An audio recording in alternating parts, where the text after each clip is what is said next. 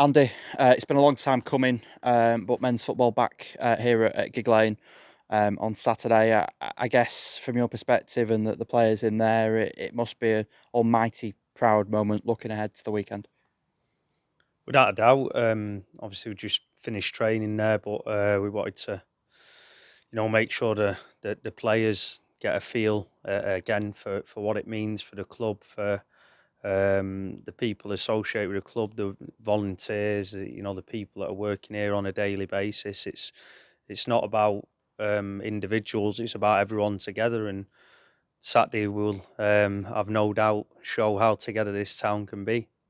And just looking at the pre-season campaign as a whole, for sort of talking about stuff on the pitch, obviously a range of teams, a range of different results, and a range of, like I said, result performances and games home away. What have you sort of made of the overall pre-season campaign? Again, like you've said, a mixed bag of teams. The EFL weekend, if you like, against Bradford and Preston was put in there not just to bring in some much needed revenue for the football club, but also to celebrate the gates opening back up. And they were tough games, but we've had. We've had some real good times pre-season in some of the goals we've scored. Yes, we've conceded a few we've been unhappy with, but I think as a whole we've got out of it what we wanted. We threw in the Nelson game on Tuesday to top minutes up of players that potentially will still play on Saturday. Um, and overall I think we're ready to go now. But like I said, it's over to us all. People, I often hear them say, "Oh, it's over to the players now," but it's not. It's everybody. And um, again, broken record, but we ain't going to be governed by one loss. It's our reaction if we lose or draw or have a bad moment. It might be not a loss or a draw, but as a club now, we have to show that togetherness on and off the field. And just Saturday's got to be a celebration. Be loud, be proud, and listen. Show all these little kids that haven't watched football at Gig Lane yet over the last 4 years, and the older fans. We're urging you to come with your positivity and your voices to really get behind the team. And personnel wise, how's the squad looking? Everybody fit and available? Yeah, everyone's looking sharp, looking fit. Yeah, I don't really want to say too much more because you never know what's going to happen in 48 hours. We've got a fair idea of how we're going to be looking to shape up on Saturday afternoon.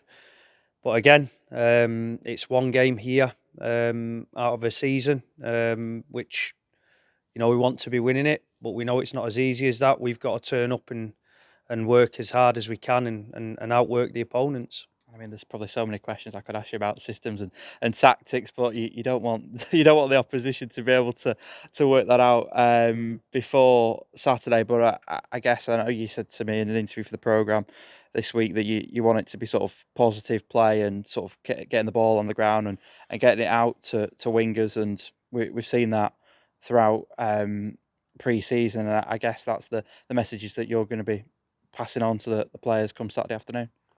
Yeah, we're a team that wants to get after the ball. We want to be on the front foot. It's one thing trying to say you're going to stop a team, but we've got to make sure we stop Glossop playing on Saturday and try and negate their impact on the game. And one thing that we're not going to be is disrespectful and thinking that we're going to roll them over. This is a team that's hurt, that's suffering, that has come down from a level above. So, you could arguably say the first two games are tough because the teams that are coming down from the level above. So, there will be moments that will probably be a bit of a a bit of an eye opener, a bit of one that might wake the fans up to the level that we're at. But overall, the way that we want our teams to set up is to be exciting, to be on the front foot, to get goals. But most of all, just play a brand of football that's enjoyable and have players that excite the fans in the stand. Dan Lafferty is who you've chosen for the the captaincy for this season. Just tell us a bit about that appointment. Well, yeah, obviously speaking to Laughs in the summer, he's captained Atherton Coles at a couple of levels high for the last few years. He's someone that will lead by example, both on and on the pit, both on and off the pitch, and that's what you want to see. That's what you want to hear, and that's kind of also what you want that feeling to be of a club captain. And I think he's done that in abundance pre-season. And I think as the season goes on, I think the fans will really take to him as a player that they can get behind, and make sure that he's leading the team out to represent this football club. And just finally, Andy, we've spoke about it many times. You're keen to encourage the fans, encourage the wider community of Bury. But as we sort of stand here on Thursday night, just less than 48 hours away from a massive historic occasion here on Saturday, what's that message to the fans?